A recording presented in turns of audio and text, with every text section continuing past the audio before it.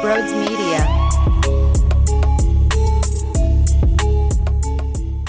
A little different here to open up the show. I just want to let everybody know I recorded this prior to the Vikings-Green Bay Packers game on Sunday Night Football. So I'll just be dissecting what happened against Washington, and then we'll talk about postseason play and what needs to happen and looking through next week to fully discuss some postseason Eagles football. So just be aware of that before you continue. And then also, I will be filling in for the Mike Missinelli Show this Monday, what is that, January 3rd, from 2 to 6:45, actually. There's an extra 45 minutes, but you can listen to that on 97.5 The Fanatic and also on NBC Sports Philadelphia. So I'm really looking forward to it. I hope you can join me there. And then let's get to the usuals. If you're new to the channel, make sure you smash that subscribe button and hit the thumbs up button as well. I greatly appreciate all the support. If you're looking to buy tickets for any event, you can utilize the promo code BROADS at SeatGeek's checkout page for $20 off.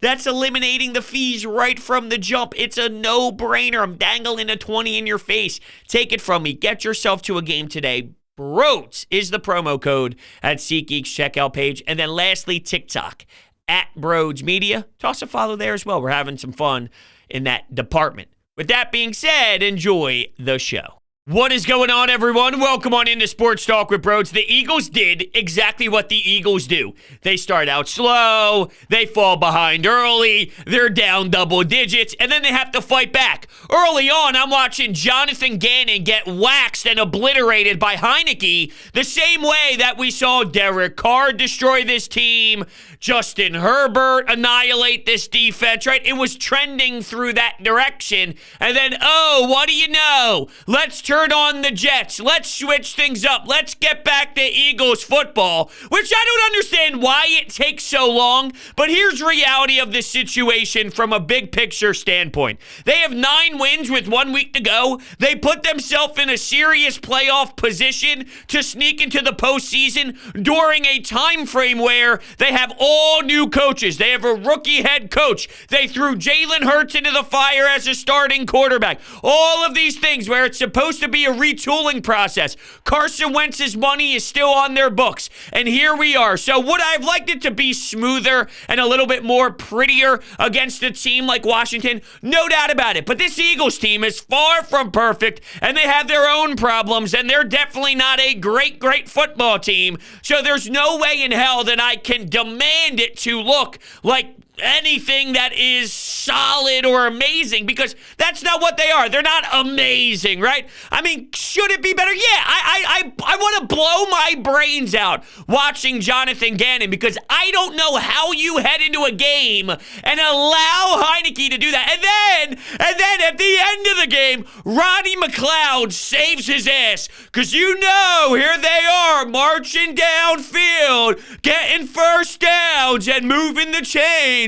That it smelled like a disaster waiting to happen. And bang, Rodney McLeod makes an unbelievable effort to dive in the end zone and win the game for the squad. And even Lane Johnson afterwards, you heard it in his tone. It did not look pretty. It did not feel pretty. And then bang, the team comes up big and makes a play. But the defense all around, when you see Josh Sweat get to the quarterback and he's breaking up passes when his hands are just in the way and he's being a pest, right?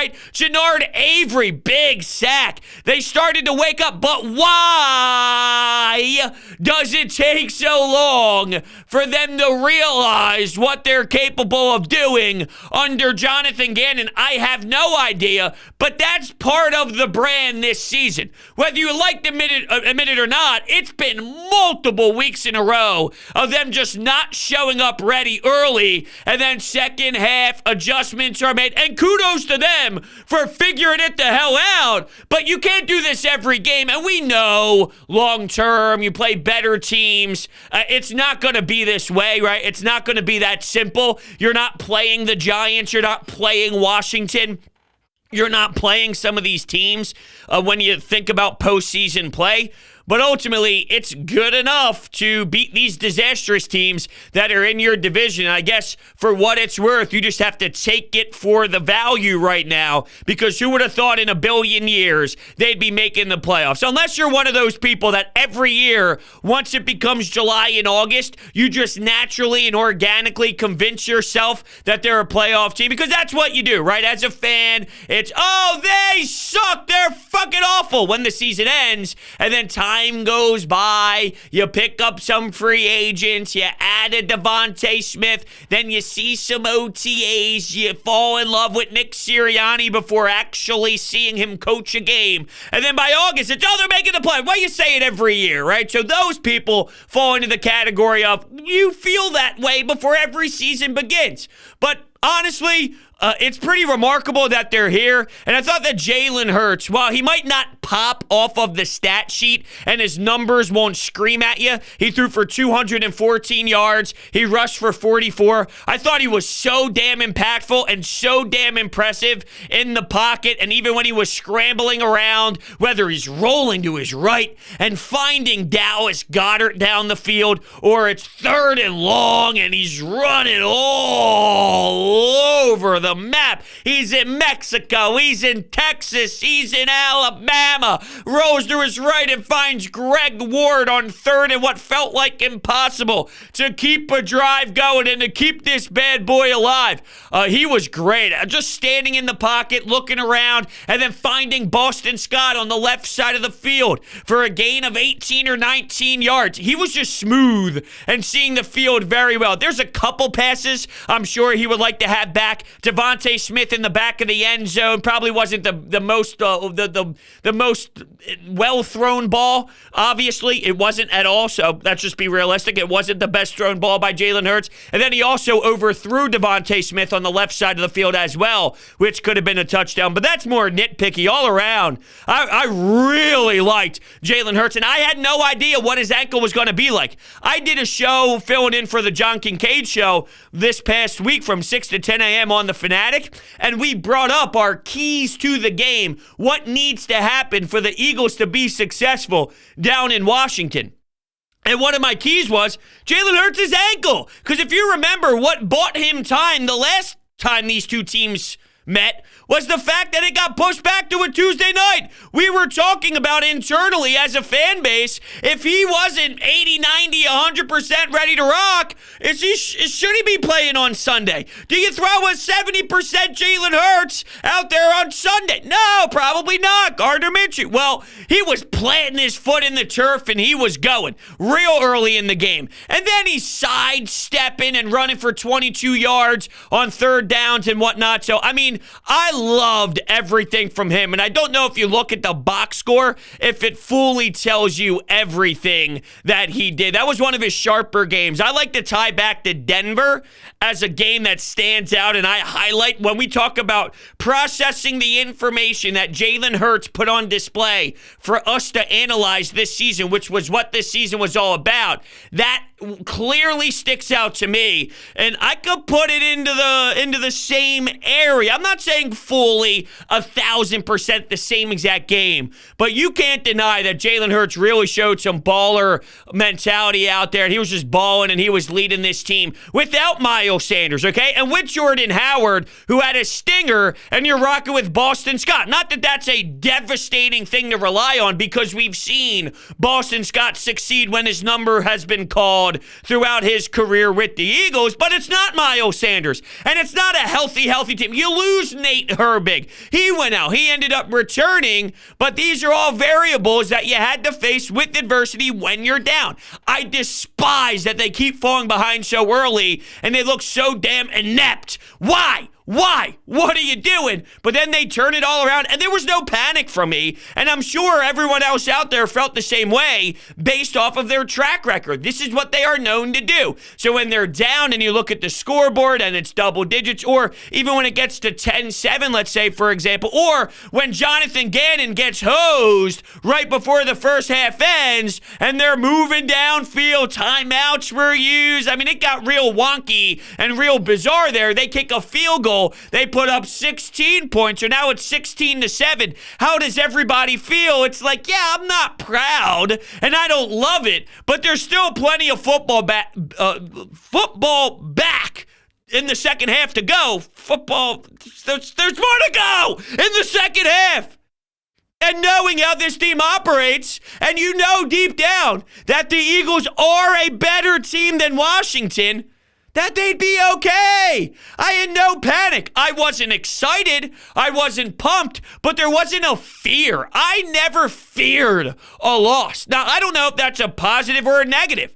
I mean, clearly it's a positive, right? It means that you have trust in the team, but it's clearly a negative that week in and week out, this is the result that you're getting. How sustainable is it when you see better teams? At the same time, though, who cares? Because right now it's just about who's in front of you, and let's see a postseason game.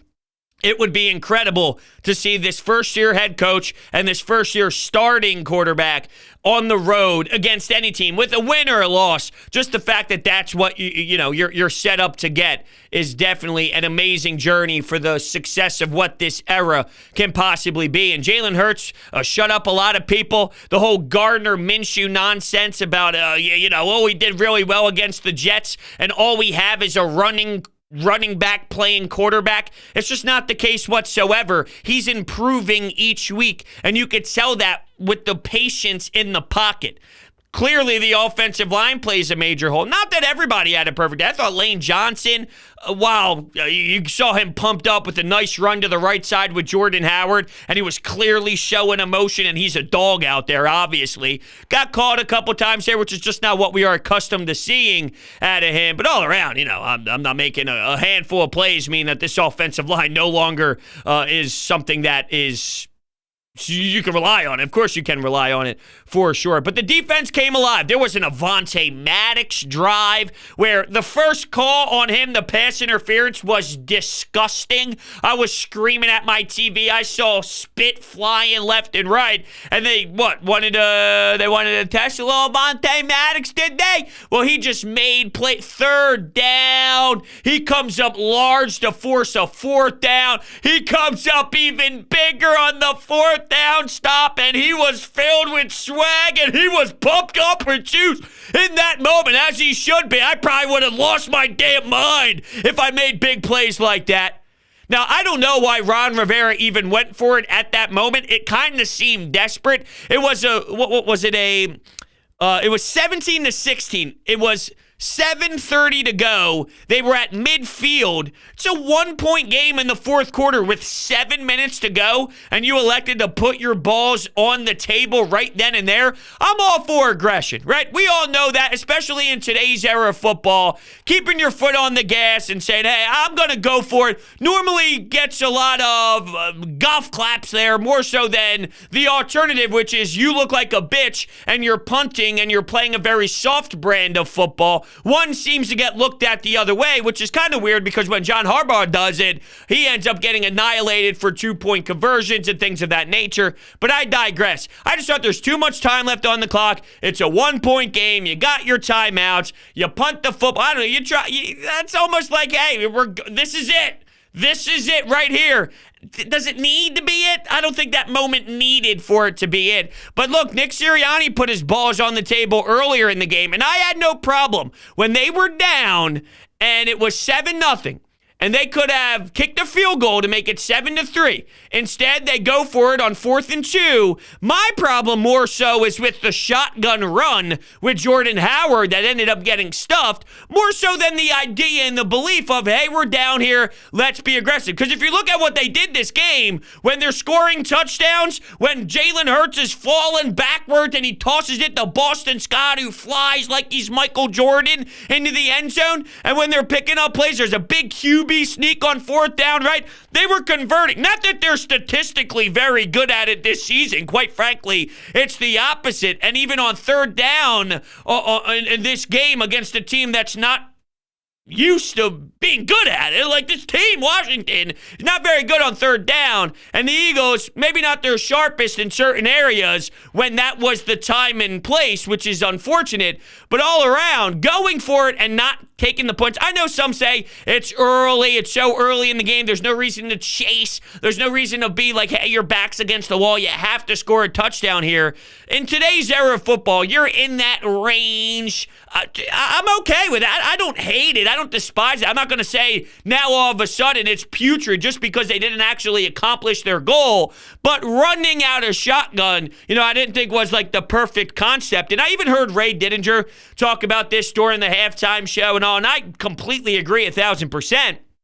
Which is, there were times with Nick Sirianni in that first half where it was like too basic. They have more in their repertoire. They have more in their lifestyle as an offense, and it just seemed very bland at times. And then, weirdly enough, when they did elect to maybe try and spice it up, it's a stupid play to Jalen Reagor, which loses yards, and it's obvious that all they're trying to do at times is force feed this guy, and it is so damn unnecessary, it's ridiculous. And oh, by the way, before the Eagles kicked their last field goal to make it 20-16, Jalen Hurts, with pressure on him, kind of throwing off of his back foot, I thought placed a good enough ball based off of those circumstances for a wide receiver to make a fucking play for him, and Jalen Reagor, it hits his forearms. I got people complaining on social media that should have been a flag if Avonte Maddox's play was a flag. Who gives a damn about all that? You know what I look at when I look at that play? A wide receiver that can catch a fucking football. That was the problem there. That needs to be caught. This is the National Football League. Stop with the excuses. Jalen Reagor, the ball hit him right in the forearm. There was enough separation there, whether he was sliding or whatever. In the NFL, that is a play that you need to make. I'm watching Dallas Goedert make plays all along the sideline, and he's fumbling over the table, the what do they call it? The massage tables, right? He's flipping over them. I got DeVonta Smith toe tapping in -5 centimeters worth of field, and he's catching balls to keeping them inbounds, and Jalen Reagor can't make simple plays. Stop. It wasn't as difficult as people are making it seem. It just looked that way because we have someone who's not capable of doing it there in that moment, and that's unfortunately the situation that you're at. But come on, man. Like, at some point, you're in the NFL. Make the damn play. I'm listening to Jason Kelce, and we all saw this, right? Jason Kelce put out this huge, passionate, emotional message to the team as he's speaking to everyone in a microphone. And he's talking about how fucking good they are, right? And he's getting fired up. And I'm trying to use his emotion to reiterate how powerful and strong it was. And he looked at everybody in the eyes and said, you're all here for a reason, right? Now, some guys stink and we know that. But you would imagine, hopefully, maybe, if there was any will and determination in someone like Jalen Reagor, they would bottle that up, look themselves in the mirror and said, you know what, motherfucker? Yes, I am. Yes, I am here for a reason. And then he does that. It's outstandingly crazy. Does that even make sense? I have no idea. But I'll tell you what. I loved Jalen Hurts today. I mean, my face was in awe for a lot of those throws. The one to Greg Ward, the way that he escaped everything. He's pointing to the left side. It almost looked like he was faking it. Then he goes to the right and throws on the run. The amount of times he was rolling right, and then as he's striding full speed towards the sideline with a bunch of defenders chasing him down, he's hitting guys perfectly. He hit Dallas Goedert a few times, which he's just continuing to keep building week in and week out. No crazy eye-popping drops from what I remember, at least, unless I'm missing something from Dallas Goedert, which is definitely also a step in the right direction. But, it's kind of crazy to me, I'm not going to lie, that in the passing game, now Boston Scott helped out. They had some really good play over the middle where good play design got people going deep, opens up Boston Scott right over the middle there for a nice Texas play. If you listen to the broadcast there, and a classic Madden play as well, which picked up a nice chunk of yards. But your passing game is DeVonta Smith and Dallas Goedert. Now, I know this isn't new information, rotation. We've been talking about this for a while, but it's just crazy to think about having some of the plays that you do when that is the case, and then your unlikely hero once in a blue moon, whether it's Greg Ward making a ridiculous catch in the end zone a few weeks back, or if it's what he did today and scrambling around. Just amazing that it's able to be done the way that it was. But patient, I thought, rolled to the right very well, took off when needed, got some designed runs in there. The ankle looks smooth, and that's definitely something that is needed. Not only because when you say that originally, I think it sparks the run game. You need him going in the run game. Well, yes, that plays a role, obviously, but also planting your feet, getting off throws, zip on the ball. A few of those throws actually had a little meat and potatoes behind it. So we're watching Jalen Hurts grow week in and week out. And just to be clear here, all these quarterbacks that everybody wants the Eagles to get, well, we need to find our Aaron Rodgers. We need to find our Drew Brees. We need to find our, you enter the next guy, Russell Wilson. Well, where were those guys drafted? Right? Aaron Rodgers was a first-round pick. He wasn't a top 3 pick. You know who was? Jameis Winston, Marcus Mariota, Jared Goff, Baker Mayfield, Zach Wilson, right? The list goes on and on. Not that you can't find good talent. Joe Burrow's an amazing talent. Justin Herbert's an amazing talent. But all these guys that he's like, you gotta get this guy. Well, Russell Wilson, late pick. Tom Brady's obviously a huge outlier, super late pick. These guys, Drew Brees, not a first-round pick. I'm not telling you that Jalen Hurts are these players at all. But also these players that we want our quarterback to be in this city, they won one Super Bowl. Drew Brees won. Aaron Rodgers won. You look at how long he's been in the league. I just feel it's like we got to find our Aaron Rodgers. Well, I mean, for the amount of time we hear that, which you're not wrong for saying that, but you'd imagine that you would think that he had 9 Super Bowls in 17 years. It's just not the case. What you're seeing out of Jalen Hurts is a damn good amount of success early in his career. Here's what I always lay out when analyzing what he's done to this point. If you had a first-round draft pick take you to 9 or 10 wins, right? And make the playoffs in their first year under a first-year head coach, you'd be looking at that as a major success. Major success. Think about the pressure, too. 4 divisional games. You had the mini debacle of an injury and a little tiny, super little tiny noise about a backup quarterback. And you respond with really big, important wins. Not the way we want to see it, in terms of, how it all played out. We know it's not sustainable to do this against great teams, but we got to recognize the circumstances as well, which is this team's far from ready to really win. So with baby steps, with young people involved, with a new era of Eagles football that we're looking at for a longer-term picture, this is a great step in the right direction. And I was really proud of Josh Sweat today. I always say with Josh Sweat, he gives me vibes of, before today, right? The way I always lay him out in terms of how I feel about his play, he's way more than a rotational piece, right? He's not a Chris Long. He's not something like that. But I don't know if he ever gave me pure starter. He could play every single snap. He's someone that you rely on for a large margin of snaps. Maybe he's continuing to, just like everybody else, take those strides to be a meaner version of Josh Sweat and get to that quarterback to explode. Because if he plays the way that he did today, batting balls down, getting to the quarterback, that's awesome. And another player that I'm liking more and more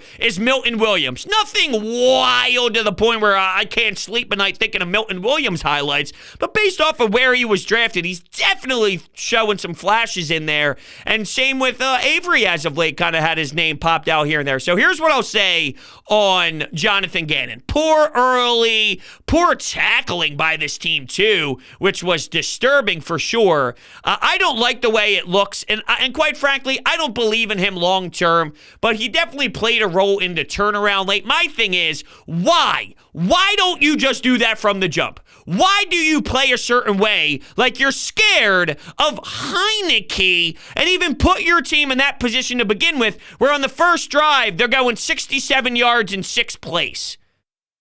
That doesn't sit right with me at all. What does sit right with me, though, is DeSimone Jewelers. You'd be a fool not to head there and get some fantastic jewelry for your significant other. DeSimone Jewelers, they're my jewelers. I went to them for my fiance's engagement ring, and I continue to go back for all the holidays, her birthdays, Valentine's Day, you name it. And you should as well. They're a family-owned business located in Haddonfield, New Jersey, previously in Jewelers Row. Will, Lou, Nick, and Mike, they will take care of you because you are part of their family as soon as you walk in the door. You're not just a customer. You are a DeSimone. They work with you to get the best design at the most reasonable price you will find in the market. Custom jewelry design, jewelry repairs, appraisals, watch repairs, and so much more. If you head in there and tell them that bro sent you, they'll absolutely hook you up. DeSimoneJewelers.com is their website, and they're so passionate about what they do. They love teaching you about the piece that you're buying, which it puts a whole different perspective on it, and you feel connected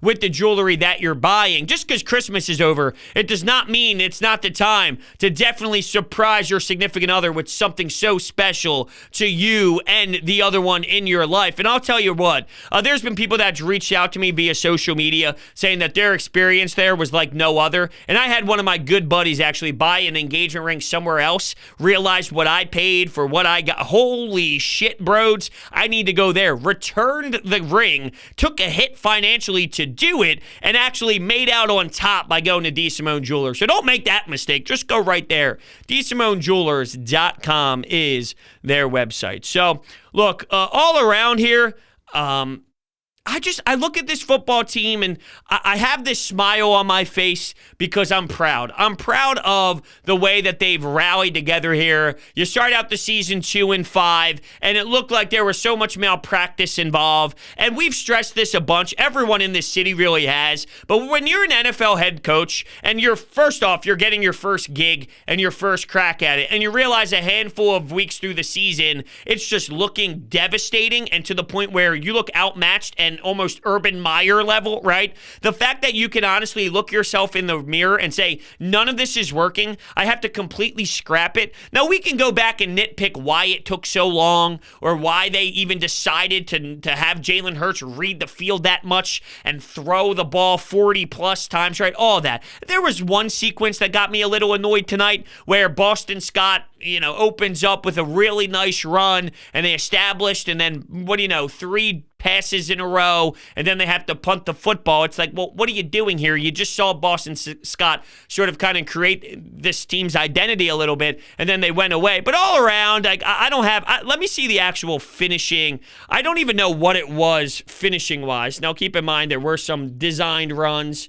and there's some I'm going to make some plays with my feet. I don't know what it actually finished with in terms of passes and runs. So if you go to the box score here on ESPN, which I don't want them to play stupid ads, which they always do. Let's go. Let's try and stop it beforehand.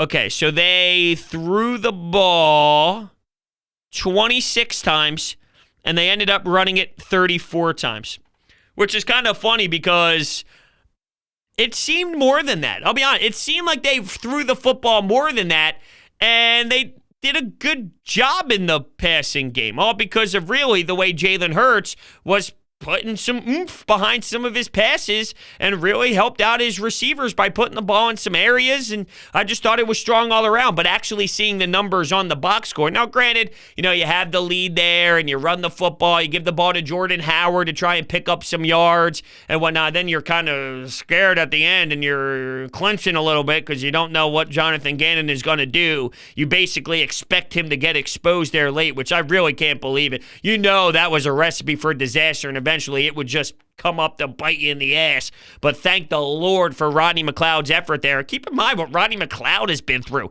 It's not been an easy journey for him over the last little bit of the major injury and coming back, and then the duo of him and Malcolm Jenkins. He had to step up and really be a bigger role. Now, I think his leadership goes a long way in this locker room. He's been around the block for quite some time, but there's totally a different environment. You have Anthony Harris, and I throw that name out there in that secondary. I remember there actually being a time where I wrote his name down, and I can't tell you the amount of times I wrote down Anthony Harris's name. Here it is. It's after the Eagles made it a 16-14 game on fourth down. Washington had a 3-and-out. Anthony Harris and Sweat both make some plays, but it's like how many times we really point out Anthony Harris this year? Not many.